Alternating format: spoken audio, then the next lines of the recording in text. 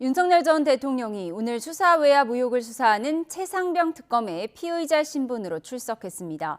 최상병 특검이 의혹의 정점으로 꼽히는 윤 전 대통령을 직접 조사하는 건 이번이 처음입니다. 취재기자 연결합니다. 안동준 기자. 네, 최상병 특검 사무실입니다. 네, 먼저 윤 전 대통령 조사 내용부터 전해주시죠.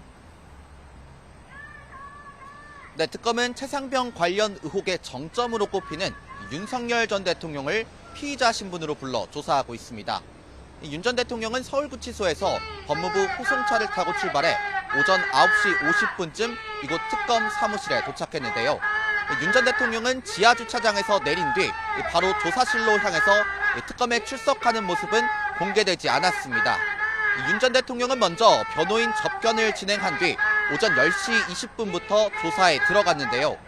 진술 거부권을 행사하지는 않고 있는 것으로 파악되는데 오후 1시부터 다시 조사가 재개됐습니다. 오늘 조사는 먼저 수사 외압 의혹부터 진행되고 있는데 특검은 100페이지 분량의 질문지를 준비했습니다. 특검은 오늘 윤 전 대통령을 상대로 최상병 사망 사건 이후 1년의 과정에서 윤 전 대통령이 보고받고 지시한 과정 전반을 조사할 예정이라고 밝혔습니다. 다만 오늘 하루 조사로 도피성 호주대사 임명 의혹까지 조사하기는 어려울 수 있는 만큼 특검은 조사 상황에 따라 추가 소환을 검토할 걸로 보입니다. 네, 김건희 특검 수사 상황도 짚어주시죠. 네, 김건희 특검은 오늘 오전 김 씨 모친인 최은순 씨와 오빠 김진우 씨를 소환했습니다. 이들은 지난 4일 출석 때와 마찬가지로 관련 의혹에 대한 취재진 질문에는 답하지 않았습니다. 특검은 지난 조사에서 마치지 못한 양평 공흥지구 개발 특혜 의혹과 증거 은닉 등 수사 방해 혐의에 대해 추가 조사를 이어갈 전망입니다. 이들은 양평 공흥지구에서 아파트 개발 사업을 진행할 당시 개발 부담금을 한 푼도 내지 않는 등 사업상 특혜를 받았다는 의혹에 연루돼 있습니다. 이 밖에도 특검은 이른바 해군 선상파티 의혹과 관련해 김성은 전 대통령 경호처 차장을 피의자 신분으로 처음 소환했습니다. 네, 오늘 법원에서는 조태용 전 국정원장의 구속 전 피의자 신문도 열렸죠.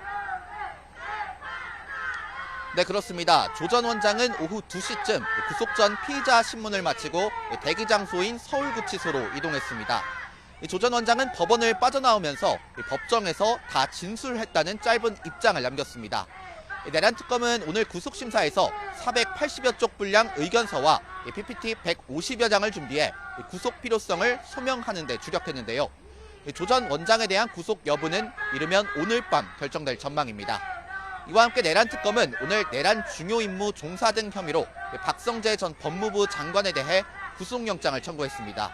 이 특검은 영장 기각 이후 압수수색을 통해 지난 영장의 기각 사유였던 박 전 장관의 위법성 인식을 입증할 의미 있는 증거를 발견했고 그 과정에서 생각지 못한 증거가 발견돼 새로운 범죄 사실도 추가했다고 밝혔습니다. 지금까지 최상병 특검 사무실에서 YTN 안동준입니다.